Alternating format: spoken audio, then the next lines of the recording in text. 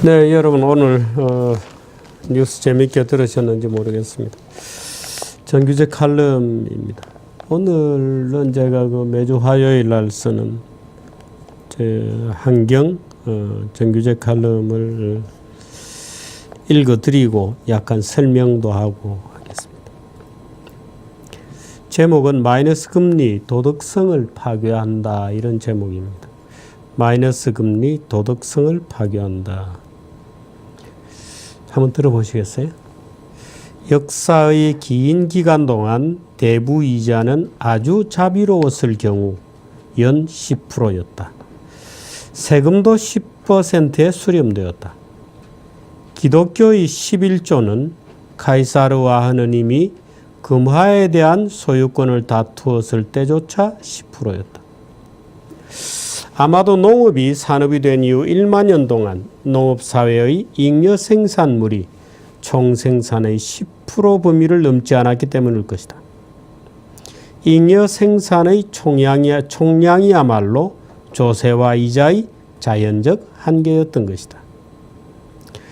고대 중국에서 이상적인 토지제도로 간주되었던 정전제로 추정컨대, 정전제는 이 우물정자 밭전자 정전제입니다. 추정컨대 국가에 바치는 공납은 토지를 우물정자 형태로 한 덩어리의 토지를 우물정으로 나누면 9덩어리가 나오잖아요. 그 9덩어리 중에서 가운데 있는 한 개 구역에서 나는 소출은 국가에 낸다. 즉 9분의 1 조세가 목표였다. 조선 후기의 정다산에 이르기까지 대부분 지식인들은 이 정전제를 온당한 농업사회의 조세제도로 여겼다. 이슬람에서는 저율의 보편적 인두세를 최고의 세제로 쳤다. 저도 그 세제가 제 가장 좋은 세제라고 봅니다마는, 이슬람은 이 저율의 인두세 하나로 한 사람당 얼마 이렇게 매기는 겁니다. 하나로 전쟁을 최소화하면서 천하를 통일했다. 이슬람의 집에는 칼도 코란도 아닌 알고 보면 낮은 세율이었다. 오늘날 주요 국가들의 소득세가 40%에 이르고 있는 것을 보면 세금에서만큼은 지금이 역사상 가장 혹독한 시기일지도 모르겠다. 누구도 국가와 동업한 적이 없건만 세금은 거의 동업자에 해당하는 분담 비율이다.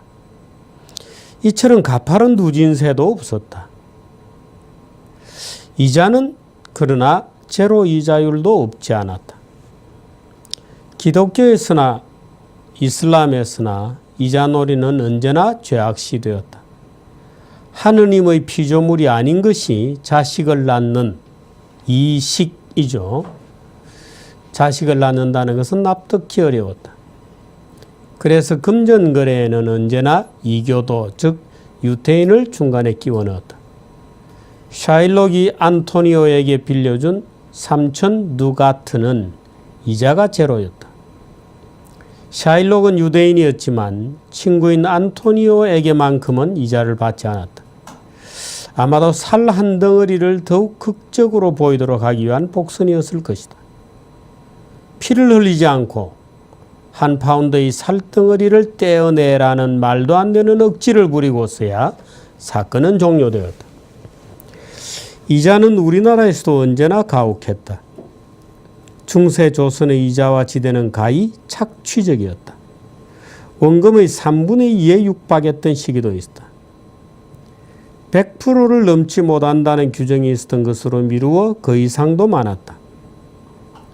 농촌 이자율의 장기 변동이라는 주제로 조선 후기의 이자율 변동을 추적한 논문, 김재호, 박기주, 수량경제사로 다시 본 조선 후기라는 책에 따르면 민간의 부조 조직인 개조차 50%에 수렴하는 이자를 받았다.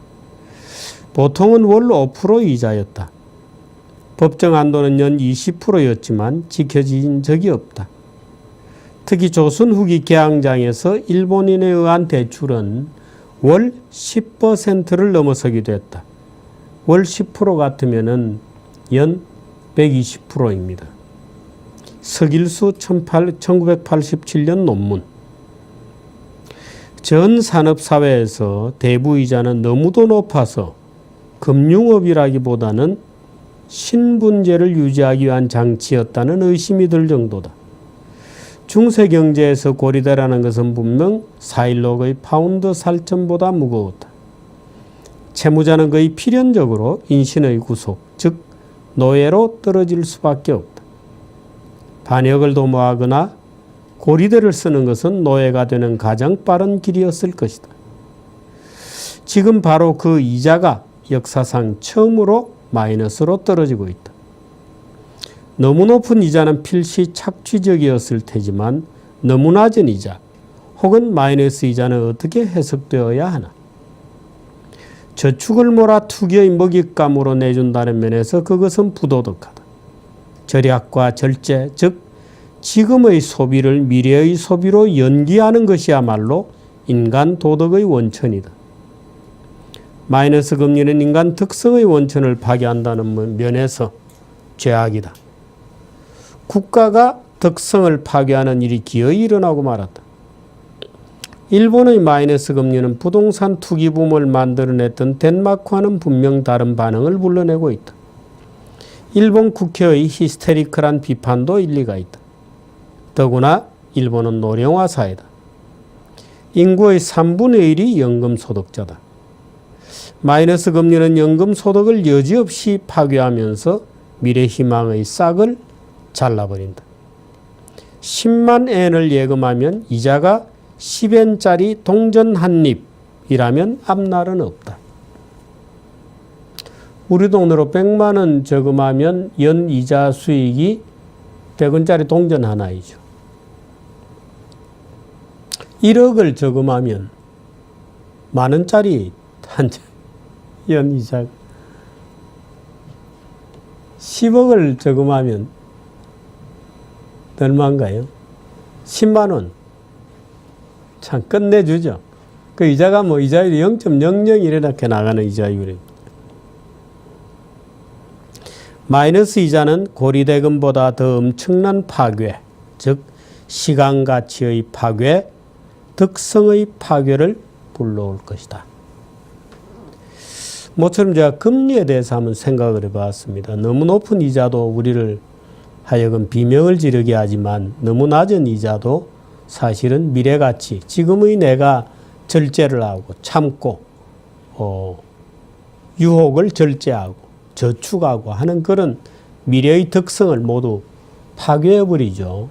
그 인간만이 미래를 준비해서 저축을 하는데 그 저축을 장려하지는 못할 망정 저축을 파괴하는. 그래서 오늘 마이너스 금리 도덕성을 파괴한다는 이름으로 칼럼을 써봤습니다. 일본에 지금 마이너스 금리를 하면서 아주 물론 예금 금리가 마이너스가 되는 것은 아닙니다. 예금 금리가 마이너스가 되는 것은 아닌데 일반 예금 금리, 지금 이 마이너스 금리라는 것은 원래 이제 은행 제도라는 것은 고객들이 예금을 맡기면 대출해 줌으로써 수익을 올리죠. 그 이자 차익을.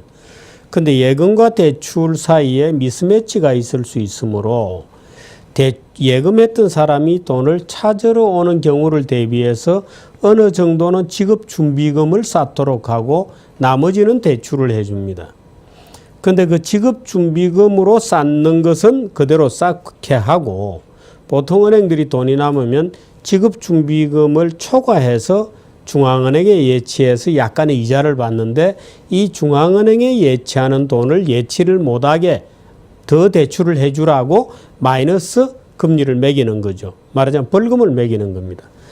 그래서 더 대출을 해주라는 것인데 오히려 벌금을 매기고 나서부터 대출은 더 줄고 있다 하는 이런 역설이 지금 나타나고 있습니다. 그래서 그 소위 예금 금리의 문제에 대해서 오늘 좀 같이 지난 옛날의 역사는 어땠는지, 옛날의 금리 역사는 어땠는지 하는 그런 얘기까지 조금 여러분들께 공부 삼아 옛날 얘기도 좀 들려드리고 또 이 마이너스 금리 소위 예금에 대해서 대가가 없다는 것이 얼마나 나중에 무서운 결과를 초래할 것인지에 대해서 말하자면 연금을 다 파괴해버리는 거거든요. 우리 연금을 왜 연금을 넣냐 이렇게 되니까 연금 이자가 없다 이렇게 되는 겁니다. 미래라는 것이 무슨 적금을 들고 예금을 들고 해서 그 투자자들이 투자를 하고 해서 이제 예금을 불려나가는 이런 것이 우리의 저축이었는데 저축하면 안 되는 거죠. 이제 이렇게 해서 이것이 과연 정상적인가 하는 의문을 제기한다는 측면에서 오늘 그런 칼럼을 하나 써봤습니다. 고맙습니다.